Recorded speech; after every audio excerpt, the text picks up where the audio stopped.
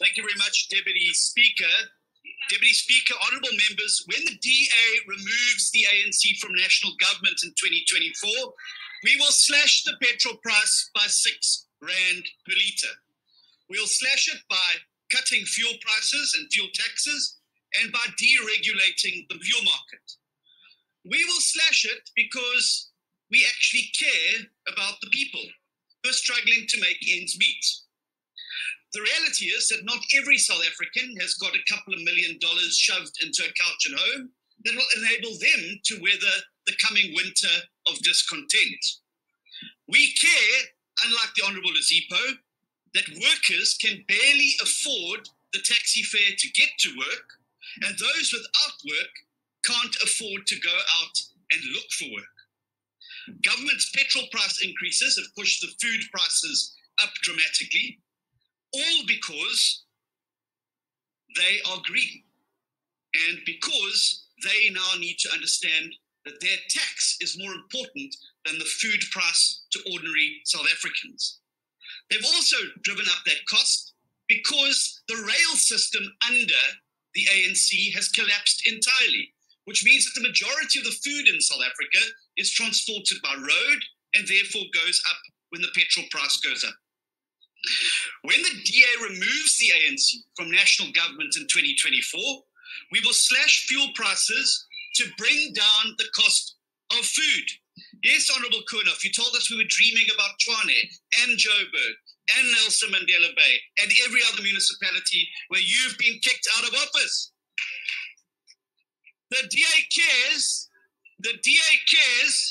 that parents and grandparents have to look into the eyes of hungry children every night.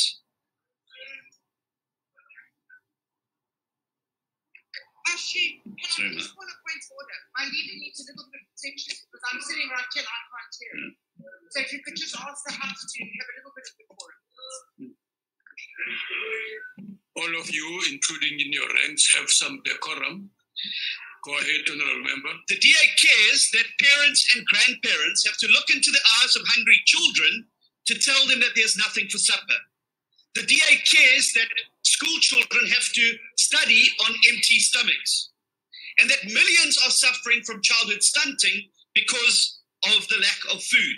And for honestly, Honourable Zipo, your economic platitudes and your jargon mean absolutely nothing to those parents who cannot put food on the table.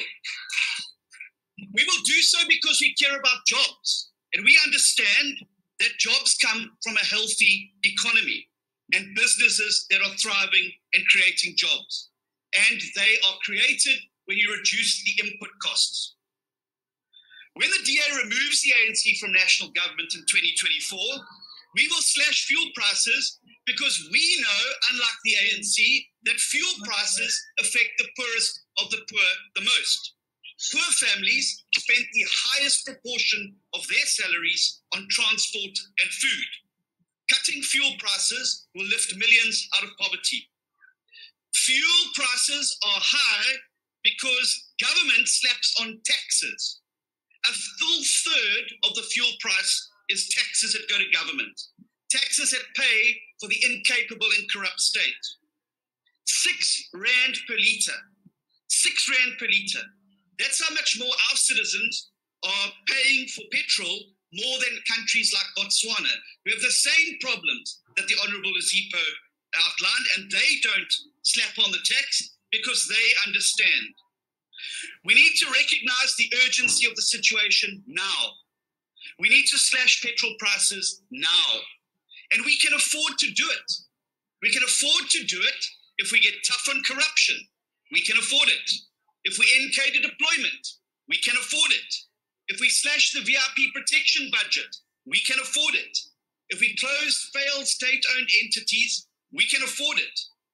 What the ANC can't afford is to keep ripping off ordinary South Africans because we are gutful of having to pay the price for your corruption. We also need a president in this country who's got a full-time focus on running the country. Not one eye on his business and one eye on his farm. Full-time serving the people of South Africa. The billionaire president can afford to pack up and leave and go anywhere. It's ordinary South Africans who've got no choice. We have to make South Africa work. So if you care about anything at all on the government benches, cut the fuel price.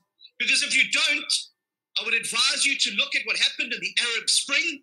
I would advise you to see what is happening right now in Sri Lanka. And if you don't do it, I can promise you this. In 2024, the DA is going to do it for you. Thank you. Yes. Yeah, I just want to check if it's parliamentary to say gatvol. Yeah, no, Honorable Steenhuisen, that fancy Afrikaans expression is not parliamentary. Don't use it, please. And so, no, Chief Whip, don't use it as well.